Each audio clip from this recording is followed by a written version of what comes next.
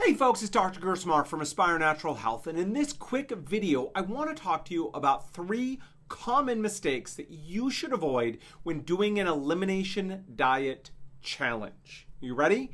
Now, before we dive in, let's take just a moment to make sure everyone is up to speed on what an elimination diet is. If you're new to holistic medicine, the idea that what you're eating could be causing or worsening what's going on for you can be a brand new idea. Now, whether that's digestive issues like IBS, irritable bowel syndrome, or heartburn, or autoimmunity, things like inflammatory bowel disease like UC or Crohn's, or other autoimmune diseases like rheumatoid arthritis, psoriasis, and a whole host of others, what you're eating can have a profound influence on what's going on.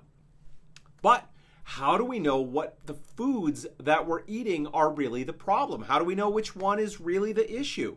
The simplest way to find out is to do an elimination and challenge diet. The first part, the elimination, is simply removing those foods completely from your diet and keeping an eye on what happens. For some people, about 20% of the people that we work with, that step alone can bring about total remission of their issues. Now, for most of the rest, they're going to see noticeable improvement in what's going on for them, and that is awesome. All right, now that we've got that background out of the way, let's talk about the three mistakes that people make after they've done the elimination and they found that it's been helpful for them. All right, so the first is never doing the challenge in the first place. So a challenge is where we methodically begin to add foods back into the diet so we can identify if there are any problems with that particular food. It's very common for the people that we work with who've finally gotten some relief after suffering for quite a while to not want to rock the boat. They're finally feeling better, so why mess with it? I totally get that. If you've only eliminated one or a few foods, or you've settled into a stable pattern without those foods, you don't miss them, and you feel like your life is perfectly fine without them, well, then maybe there's no need to bother with the challenge.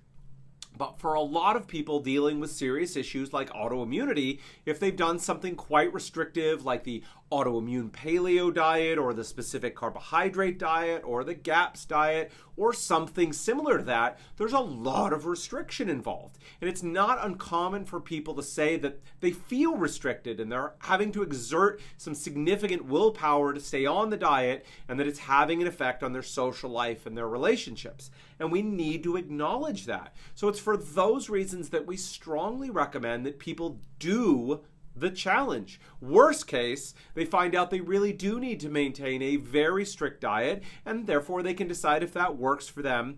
And most of the time, the reality is that they're going to find that at least some of those foods that they're avoiding, they no longer need to avoid. And that opens things up, and it makes it easier to stick with the diet long term and makes it much more sustainable for people. So that is mistake number 1, never challenging the diet. The second mistake number 2, is being sloppy with the challenge. A challenge needs to be done methodically, taking one food at a time and challenging it to be sure that it's either a safe food that doesn't cause a reaction or a problematic food that does cause one.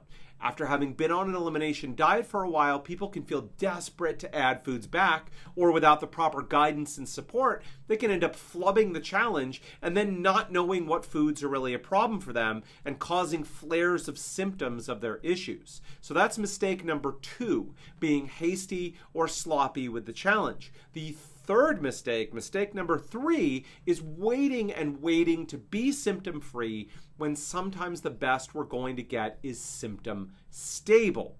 Now, the goal, of course, is to be symptom-free, to have all the troublesome issues that are going on for us go away completely. And the reality is sometimes that's just not going to happen. Sometimes the pain or the other symptoms will be significantly better, but still present. And so people keep waiting and waiting for the diet to do its magic and the symptoms to disappear completely. And so they stay on the elimination diet for 6 months, a year, or even several years. Or they just keep eliminating more and more foods from their diet, hoping to get to a place of symptom free. And this is where context does matter, because there are some people who really do need to do long, strict eliminations, or they may really need to eliminate more foods from what they're doing. And this is where having a good practitioner on your side is so necessary. And we also need to acknowledge the fact that it's not always possible to be symptom-free, but we at least need to be symptom stable. What that means is that if you have pain in your joints that's gone down by 80%, say, and it has become predictable for you, it might be the right time to begin the challenge. The picture of your issues is clear and stable enough that as you're adding foods back into your diet, you can see changes that happen. If that 80% reduction in pain suddenly becomes only a 20% reduction in pain, so you're noticing a lot more pain or discomfort after trying a new food, we have to be very suspicious about that food. So the third mistake is waiting until a person is symptom-free, when the best the diet may be able to accomplish is to help a person become symptom stable. All right, so there you have it. There are the three most common mistakes that people make in the challenge phase of an elimination and challenge diet. The first mistake is never doing the challenge in the first place. If you're severely restricting a variety of foods, we recommend most people do the challenge to find out if that severe restriction is really necessary. Our experience is that after a good 6 to 12 months of holistic care, most people find they no longer need to severely restrict foods, and that many foods that initially were a problem either stop being a problem or become less significant. The second mistake is doing a sloppy or rushed challenge. Remember, the point of a challenge is to provide clarity. By doing it properly, you can see whether a food is really a problem for you or safe to add back to your diet without causing you issues. The third mistake is waiting to become symptom-free when that might not be possible. As long as a person is symptom stable, it's possible to challenge the diet and assess what's going on.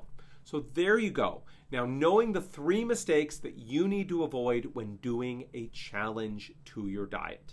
Now, if you didn't know, I've created a number of free reports with some of our best information inside to help with a number of digestive and autoimmune issues. They are all available for free on our website. Now, we know how hard doing an elimination challenge diet can be, so we've put together a quick guide on how to do one correctly so that you don't waste your time, money, or energy and spin your wheels instead of moving towards health. There are two easy ways that you can get this. The first is to simply click the button below and fill out the very short form, and we will happily send that to you for free. The second, if you happen to be watching or listening with your cell phone or it's nearby, all you need to do is text the word elimination to 425-651-6851. And I feel like a Dalek here shouting elimination. So to any Doctor Who fans watching, just a little bit of a shout out. All right, again, that's the word elimination to 425-651-6851, and we will happily send that guide to you for free. So please either click down below or text us, and we'll get that expert report over to you right away. At Aspire Natural Health, we are experts at treating digestive issues and autoimmune diseases. If that's you or a loved one, we would love to connect. We offer a no obligation, no pressure chat to see if we can help you and if we're the right fit to work together. If we are, we'll move forward. And if we're not, we will do our best to connect you with the person who can best help you. The only thing you have to lose is being unsure what the best next step for you is. So please call us now at 425-202-7849 or email us at info@aspirenaturalhealth.com. All right, folks, until next time, take care.